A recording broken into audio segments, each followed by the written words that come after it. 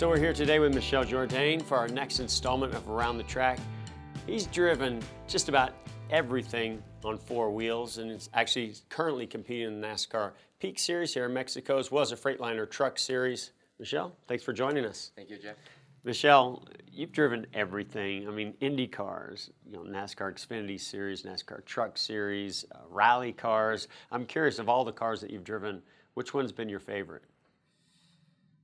Well, it's a hard question. I really enjoy driving everything, and I think what I enjoy the most is when you get the most out of any car.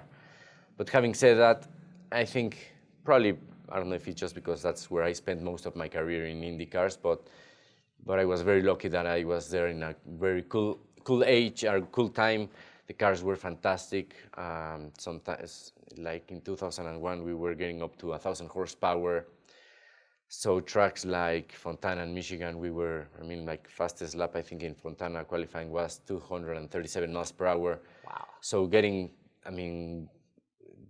that fast, or tracks like Laguna Seca or Elkhart Lake, when you have a good car. And I think that's in any car, when you get the most out of it, is fantastic. But in those cars at that time, they had so much downforce and so much grip, and it was fantastic, and with really good drivers. So when you did good, you knew you were doing really good. No? And you've also driven some cars that I would call pretty challenging and we've talked about this before, World Rally cars, the Freightliner Truck Series, to have such a massive tractor trailer to try to break into the corner. Which one has maybe been the most challenging to you? Well, I think the driving itself in rallying is not the hardest thing. Is getting to understand it's so different. When we're going in an oval or in a road course, you practice and you get your marks, and when you want to brake a little deeper, you go a feet or something little by little. But here you do when you do your notes, it's in a different car, in a different day, and then you arrive there 3 days later after 100 cars went by, destroy the course, and you just don't know how to do the corner, So that's You're making me sweat just hearing you talk about it. So it's so different, but it's so cool. So the hardest transition of all in my life was when the year I did rallying. And like in the Freightliner trucks, it's very cool. It's like you said, it's so heavy, so much mass, with the 6 thin tires for all the weight. And always your fastest lap is the first lap, because then the tires start getting hot and you just don't want to scrub any speed. So that's the cool about being as with finesse as possible. So it's just, everything is so different, but I enjoy trying to get the most out of each car. Sure. Axalta's going to sponsor a trophy truck at Baja 1000 this year. You've had experience at Baja. What was that experience like? Well, I can tell you that's the most fun in my life, for sure. And I was very lucky because the first year, I was telling you, Centrix Financial invited me in a car, and I think it was my dad rode with me, and Roberto Guerrero. You remember Roberto Sure, Guerrero? He was driving. We were sharing the car. He was with his son. But the year after, they invited us with my dad, because I broke the car. That first year, I broke the car, and my uncle Bernard went there and fixed it in the middle of the road. And so I guess they liked us. So it was the next 2 or 3 years, it was my dad and my 2 uncles. And in 2004, we won our class. And it's just first driving off-road, I really enjoyed it. And the Baja Peninsula, I think, is for me the coolest place on earth. And it's amazing that you are suddenly driving next to the Pacific, and 30 minutes later you are in Mar de Cortez inside, and suddenly you see palm trees, and suddenly just mountains of rocks. So it's just it's just also the fun of driving, but the beautiful place. Oh, that's wonderful. I've had some pretty fond memories at Indianapolis. but you have had a chance to do something that I only dreamed about doing as a kid, which is compete in the Indy 500. What was that like? I mean, was that a dream come true for you to be able to race there? Yes, for me, growing up, I think um, for American drivers, the Indy 500 or the Daytona 500 is what you most are aiming for. In Mexico, it's more Formula One, but I don't know if I remember something at any younger age, but IndyCars came to Mexico in 1980 and 81. My dad did those two races. So I remember standing in the car and huge mechanics, they looked like giants pushing the car. I was 4 or 5 years old. And then my uncle did he was Rookie of the Year in Indy 500 in 89. And as my 15th birthday in 91, my grandmother took me to see my uncle race in the Indy 500. And when I was there, the only thing I could think of is I have to do this race 1 year, you know. And 5 years later, in '96, I did it, and it was. I think I did it again. Then the split happened with kart and IRL, so I was able to go back until 2012. I was then 35, 36 years old, and I realized when I was 19, I had no idea what I was doing. You know, going at those speeds and those cars and the ambience, the people, you know what it is, and it's, I think, the most special place on earth for guys like us, no? Sure. I mean, there's no other place that has 300, 400,000 people filling the facility when you're racing. You brought up F1. I'm curious, did you ever have an opportunity or ever come close, or any discussions that got you close to Formula One? No, well, there was, in like my second, third year, I was driving with Herdes. They were my sponsor, my main sponsor.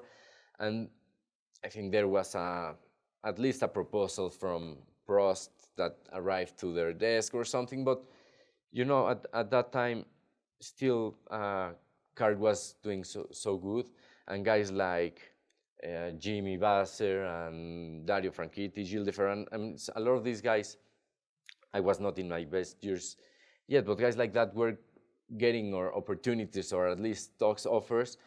But I think even when I was in a small team in an IndyCar, I could show in some races do good and be competitive, you know. And in Formula One, of course, it would have been fantastic. And once I got a chance to drive one, and it's a fantastic machine. But I think at least to know when you know that you at least have a chance, if things go right, that you might be doing good, no? And I was there fighting to try to get to a bigger team, and that I thought I could win races. And I thought, if there's so many guys that just go to Formula One to do Formula One, and in a year they destroy their career. So really never pursued it or anything. What would you say was probably the most prominent thing that happened in your career that guided it, that you could look back on and say, yeah, this happened and led me to, whether it be Indy or NASCAR, whatever it may have been? Well, I'm sure. Of course, I wasn't nowhere as successful as you were, but I had a good career, and I'm sure everybody like us that spent some time in racing in a top class has many stories, no? And how things suddenly gelled, and meeting somebody or somebody putting you in a car. And for me, I was racing in Mexico in 1995. It was called Formula 2, which was like a Formula Atlantic with a little smaller engine. And for 96, we were going to have a Formula 3000, the same as Europe, but this class started a little late. And my dad thought, well, maybe it's a good time to try to do the Indy 500. So I went to Orlando, the first IRL race, and my dad knew Dick Simon, and he called Dick Simon, and Dick said, well, I cannot make the call right now because Andy Evans bought half of the team. Come to Orlando and meet Andy. When he saw me, I was 19, but I looked like 15. He told my dad, no, you're crazy. Impossible to put your son in an IndyCar. Well, we can try to get sponsors. No, impossible. So he called a couple of weeks. Well, let's test him in Phoenix. I was going to share the car with Fermín Vélez. He was the champion in IMSA the year before for Andy in a Ferrari. But things got late, and I drove the car from Michele Alboreto. I don't know if you remember Michele Alboreto. He drove for Ferrari, and that year he did. I remember the name, yes. And so I drove the car. I did good, but we had to come for sponsors for the first race. I wanted to do at least one race before Indy, and I needed to get sponsors. My family could not afford the support. We got like half the budget, and they said, okay, let's do the race. I destroyed the car like in the 13th lap. I was by myself inside. It was before in Phoenix there was no tunnel, so I was by myself, almost crying. And then, but Andy liked me, and somehow Herdes was with Carlos Guerrero, another driver, and they liked me. Said, okay, called Herdes and said, if you put Michel in the car, I'll put the rest of the money, the rest of the budget for him to do the full season, and I guess that's like the biggest thing, And he trusted me, liked me, and from then, of course, many other things happened. But I think that's the biggest. I can somewhat relate because my first NASCAR race, I showed speed. It sounds like you showed you were fast. Yes. I didn't last very long either. So.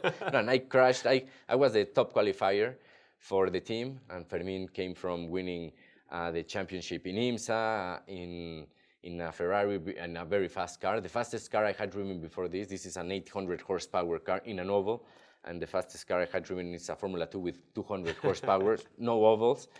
So my dad tells me that the first time I left pit lane, they were celebrating because I left the pits and I didn't stall the car, that they were expecting a total mess. Please just get off pit lane. Yeah, so they were high five and all that because I left pit lane okay. But I out-qualified Fermin, I out-qualified Michele. At that time, he was still the driver with most F1 starts in history. But then 13 laps, I think, or something like that in the race, I destroyed my car with Fermin. So I destroyed two cars. So it was like, poof, big mess. But then things started. You must have done something right. You got asked to come back. Yeah, so it was good memories. Thanks, Michel. Make sure you guys stay tuned for the next episode of Around the Track with our guest, Michel Jourdain.